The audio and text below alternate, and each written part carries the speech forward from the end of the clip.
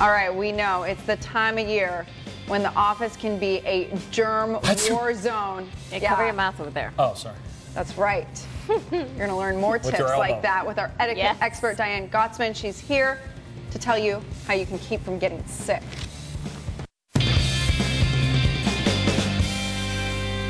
Okay, welcome back, everyone. We all know this is the time of year when more and more people around the office start calling in sick. You start hearing the coughing more, the sneezing, blowing the nose, and you just want to say, stay away. Well, and stay especially, away from me. got to introduce Diane Gottsman, our etiquette expert. We always love having you here, Diane. I love being here. We've been talking throughout the last few months. There's an epidemic around the country with the flu, and Texas is one of those high ones. So more than ever, I think what you're going to tell us today is important. That's right. And you know, some people are saying, I'm not even going to take the flu shot because it's not covering that particular strain that's so strong.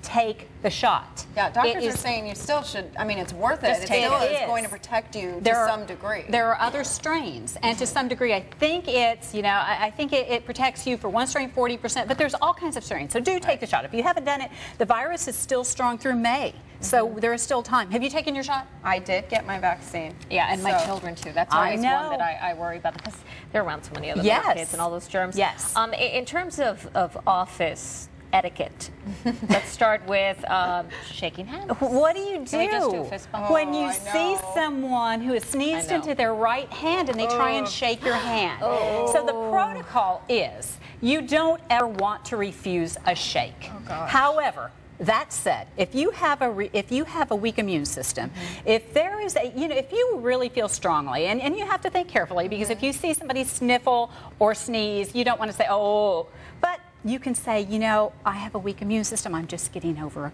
you know, whatever it is, if you don't mind, I'm not shaking hands at all this season. I think that's understandable. And don't say it's you, just say in general. But if you can, and I know people are going to say, no, I won't do it, but extend your hand. If you see them sniffle, shake your hand, you know, shake their hand, and then sanitize just go straight as for the soon sanitizer as possible. Right afterward, right? Yes, Soap or whatever. You know, don't you're touch gonna, your face. You're going to use your right best judgment. And remember, anything you touch, you are transferring a germ because they do stay on surfaces. And cell phones, you know, cell phones are dirty things. So dirty. Okay. Wipe them down. Let's talk about where you sneeze. I am the shoulder elbow sneezer. So because I'm trying to avoid my hands, I'm trying to avoid other people. So I turn away, go into the arm. Is that right? Make sure you're making contact with your body. Some people sneeze or cough into the crook of their arm, you know, the crook of their elbow.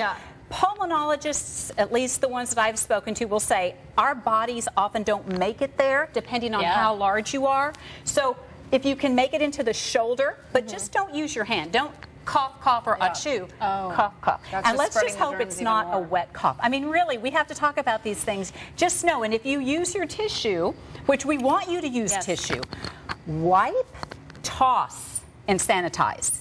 Don't wipe, put it in your purse, or put it in your pocket, or put it on the desk. You use the tissue, you get rid of it. Get rid of those tissues. Yes. Okay. Is there, I mean, you talked about the tissues here. Okay, so and that's what about the a handkerchief? The protocol of a tissue. You don't see those very often. You know? Yeah. So don't use a hanky. You know, they're fine. Because they're gross. Germs stay in there for so long. Yes. Take it home and wash it if you have one. Guys, you know, don't offer your handkerchief to somebody if you've already used it. Yuck.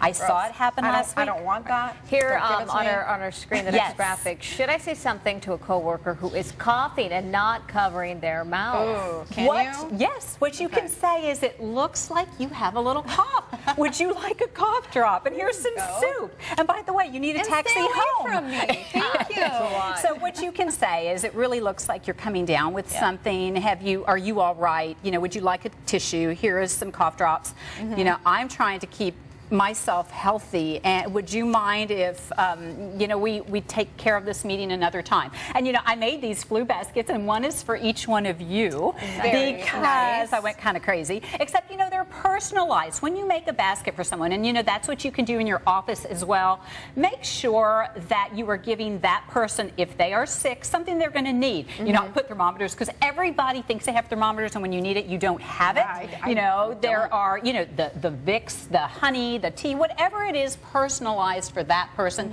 You can make mini ones for your office. Wouldn't that be nice to have in a pinch?